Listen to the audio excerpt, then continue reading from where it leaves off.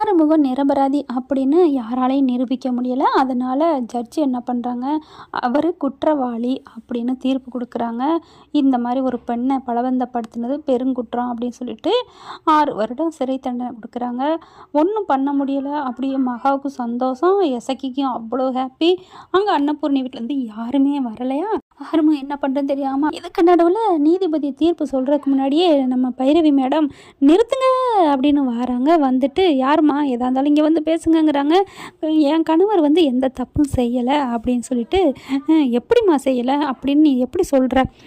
வள்ளி வந்து சொன்னிச்சு இல்லையா என் கணவர் அவங்கள பலவந்தப்படுத்தினான்னு, அன்னைக்கு அவங்க அந்த ஊர்லேயே இல்லை அப்படிங்கிறாங்க. சஞ்சய்க்கு தூக்கி வாரி போடுது.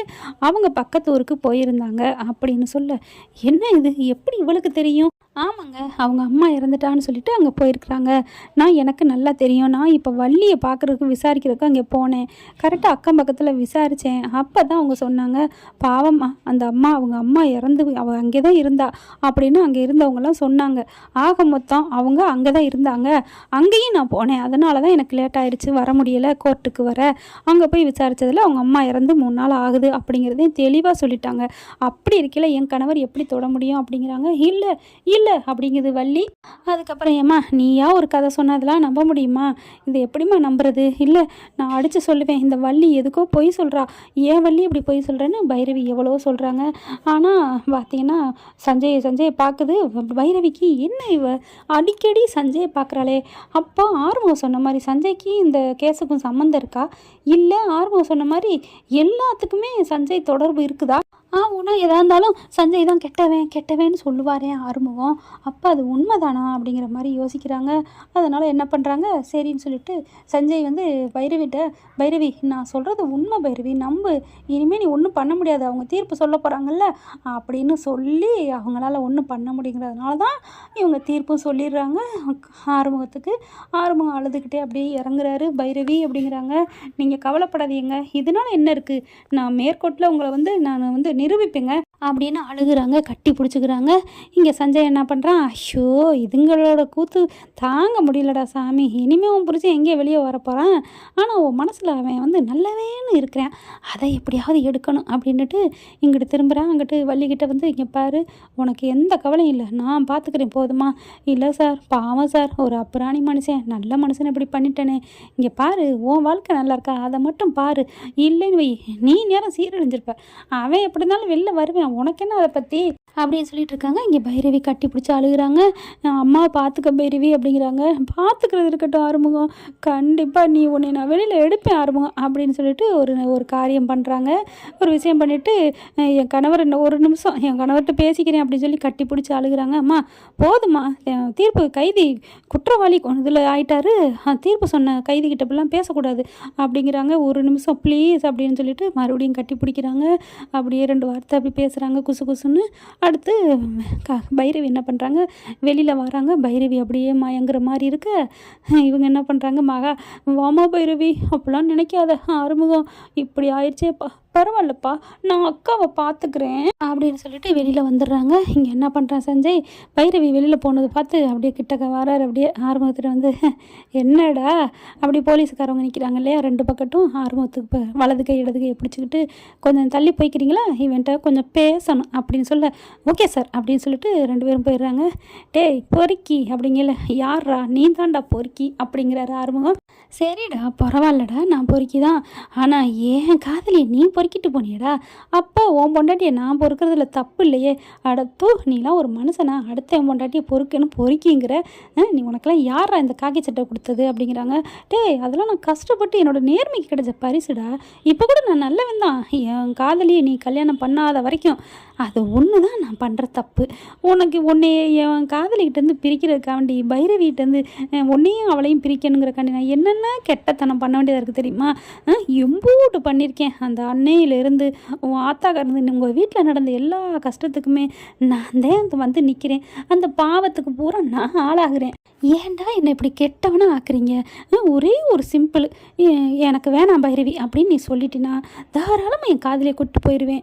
உனக்கு எந்த தொந்தரவும் கொடுக்க மாட்டேன். ஆனால் நீ தான் விடாப்படியா என் பொண்டாட்டி விட மாட்டேன் அப்படின்னு சொல்லிக்கிட்டு தொல்லையை நீ தோளில் தூக்கி போட்டுக்கிட்டு இருக்கியடி தம்பி. உனக்கு இது நியாயமா? மூஞ்சிக்கு என் காதலி செட் ஆகுமா? இப்போ பார்த்தில வலியக்க நீயா என் வழியில் விழுந்துட்ட. அந்த வலி 5 வருஷம் உள்ளுக்க போட்டுருவேன்னு சொன்னேன். அந்த மிரட்டலுக்கு பயந்துட்டு பொய்யா மாற்றி சொல்லிட்டா. ஆனால் பரவாயில்லடா, அப்பேற்பட்டவ மனசில் கூட நீ நல்லவே ஆறுமுக அண்ணே நல்லவே அப்படின்னு இன்னைக்கு வரைக்கும் உடுப்புப்படியாக நிற்கிறாடா. சும்மா சொல்லக்கூடாது. என்னோட உருட்டல் மட்டலுக்கு தான் பயந்துட்டு கோர்ட்டில் போய் சொன்னா. இல்லைன்னு வைவேன், எப்படியோ உனக்கு தாண்டா பேசியிருப்பா, நீ சாமி ரேஞ்சுக்கு இருக்கிற அப்படிங்கிற ஆறுமுகம் செம்ம காண்டாகிறாங்க. இங்கே பாரு சஞ்சய், நீ இப்பெல்லாம் பேசுகிற, நீ உனக்கு சீக்கிரம் அழிவு. டே அழிவு காலம் யாருக்குடா? உனக்கு தாண்டா வந்திருக்கு. ஏண்டா உனக்கு இத்தனை வருஷம் தண்டனை வாங்கி கொடுத்தோம், எப்படா? இன்னும் பாரு, நீ வெளியில் வரலான்னு நினைக்கிறியா? உன்னை யாரும் ஒரு ஈக்காக்கு கூட எடுக்க மாட்டாங்க. உன்னை உள்ளார வச்சே உன்னை ஒரு 6 மாதத்துக்குள்ள உன்னை தன்னால் இந்த உலகத்தை விட்டு போகிற மாதிரி பண்ணலை நான் சஞ்சய் இல்லைடா. ஏன்னா எப்படி இருந்தாலும் உன்னைய இந்த மக்கு பிளாஸ்திரி பைரவி நம்பிக்கிட்டே இருக்கிறா. யாருமோ நல்லவேன்னு. அதுக்காகத்தான் மாஸ்டர் பிளான் போட்டோம்ல. எப்படி இனிமேல் ஆண்டவன் நினச்சாலும் உன்னை ஒன்றும் பண்ண முடியாது அப்படின்னு சொல்ல. ஆண்டவன் நினச்சாலும் ஒன்றும் பண்ண முடியாதா? இருடா, நான் பண்ணுறேன்டா, இந்த 6 மணி நினச்சா பண்ண முடியும்டா அப்படின்னு சொல்லிட்டு வேகமாக அப்படி உள்ளுக்குள்ளே போகிறாரு. அதாவது பார்க்குறாங்க, என்ன இவன் எப்படி போகிறேன், கையை உதறி விடுறாரு வேகமாக. நிறுத்துங்க எல்லாரும், நில்லுங்கன்னு அப்படி கோர்ட்டு கலையங்காட்டிலையுமே எல்லாம் அப்படி கிளம்புறாங்க. நீதிபதியும் அங்கே அவர் தனியாக இறங்கி போயிட்டுருக்காரு. என்னாச்சு அப்படிங்கிற, ஐயா நான் ஒரு தீர்ப்பு சொல்லணுயா, நான் ஒரு சாட்சி சொல்லணுயா அப்படிங்கிற பைரவி ஓடி வர்றாங்க. என்னாச்சு? சக்ஸஸ் பைரவி சக்ஸஸ் அப்படிங்கிறாங்க. என்னங்கிற மாதிரி பார்க்கல பைரவி ஓடி போய் அந்த வக்கீல்கிட்ட பேசுகிறாங்க. நீதிபதி ஐயா அங்கிட்டு இறங்கி அங்கிட்டு போயிட்டுருக்காரா, காலில் விழுந்து கெஞ்சுறாங்க, தயவு செஞ்சு நல்ல ஒரு ஆதாரம் கிடச்சிருக்கு, இல்லைன்னா மேற்கோட்டுக்கு போனால் நீங்கள் தீர விசாரிக்காமல் ஏன் தீர்ப்பு சொன்னீங்கன்னு உங்களுக்கு ஒரு கெட்ட பேர் வரும். ஒரு 5 நிமிஷம் உள்ளார வாங்க, நீங்கள் கூண்டுக்கு மேலே கூட ஏற வேணாம், இங்கே நின்று இந்த தீர்ப்பை பாருங்கள், இந்த நான் ஒரு ஆதாரம் கொடுக்குறேன் ப்ளீஸ்னு கெஞ்சுறாங்க. அழுகிறத பார்த்துட்டு வேறு வழி இல்லாமல் சரிம்மா என்ன ஆதாரம் அப்படிங்கிற இந்த ஃபோனை கொடுக்குறாங்க. நான் பைரவி நான் போயிட்டு என் புருஷனை கட்டி பிடிச்சேன், இதுக்கெல்லாம் முழுக்க காரணம் சஞ்சய்ங்கிறது எனக்கு தெரிஞ்சிச்சு, என் மனசு சொன்னிச்சு, எல்லாருமே கேட்குறாங்க காது கொடுத்து. அதனால தான் நான் என்ன பண்ணேன், என் ஃபோனை கட்டி பிடிக்கிற மாதிரி கட்டி பிடிச்சி ஆறுமுகத்திட்ட கொடுத்தேன். ஆறுமுகம் ஆன் பண்ணி தான் கொடுத்தேன். அதை வச்சுக்கிட்டே வேணுக்குன்னே பேச இந்த சஞ்சய் பேசின வசனத்தை கேளுங்க அப்படிங்கிறாங்க. நல்லா ஸ்பீக்கரை போட்டு கேட்டால் கிழிச்சு கட்டுற மாதிரி எல்லாத்தையும் கேட்டுறாங்க. கேட்டோன்னே நீதிபதிக்கு செம்ம கோவம் வருது. அப்படியே அரெஸ்ட் ஹிம் அப்படிங்கிறாரு. சஞ்சய் அரெஸ்ட் பண்ணிடுறாங்க. அடுத்து பார்த்தா வேகமாக மேலே ஏறி உட்காந்துட்டு, இதெல்லாம் நடக்குமா என்னன்னு தெரியல வழக்கத்தில், ஆனால் நம்ம கதைக்கு தான் கால் இல்லை ஃப்ரெண்ட்ஸ். போயிட்டு மேலே ஏறி உட்காந்துட்டு, நான் தவறான தீர்ப்பு கூறிட்டேன் அப்படித்தான் சொல்லணும். அதை பைரவி காப்பாற்றிட்டாங்க. அவங்களுக்கு ஒரு சல்யூட் பண்ணிவிட்டு, எந்த தப்புமே செய்யாத ஆறுமுகத்தை நான் விடுதலை செய்கிறேன், இப்படி ஒரு அபாண்ட பழி போட்ட அந்த வள்ளிக்கும் 5 ஆண்டு சிறை தண்டனை கொடுக்குறேன், ஆறுமுகம் இவர் சஞ்சயையும் வேலையை விட்டு நீக்கிறேன், அவருக்கு வேலையை விட்டு நீக்கிறோடு இருக்கக்கூடாதுங்க, அவருக்கும் சிறை தண்டனை கொடுக்கணும் அப்படிங்கிறாங்க நம்ம பைரவி. அதுக்கப்புறம் அவருக்கும் ஒரு வருஷம் சிறை தண்டனை கொடுக்குறாங்க. அப்படியே ஆர்வம் பார்க்குறாரு, எப்படி என் பொண்டாட்டி என்னை காப்பாற்றி வெளியே கொண்டாந்துட்டால அப்படின்னு சொல்ல அப்படியே முறைக்கிறாங்க. அழைச்சி பொறுக்கி, நீலாம் ஒரு மனுஷன் எப்படிடா நீ அப்படின்னு சொல்லி திட்டி போடுறாங்க. வேறு வழியே இல்லாமல் சஞ்சய் அப்படியே முடிச்சுக்கிட்டு இருக்காரு திருன்னு.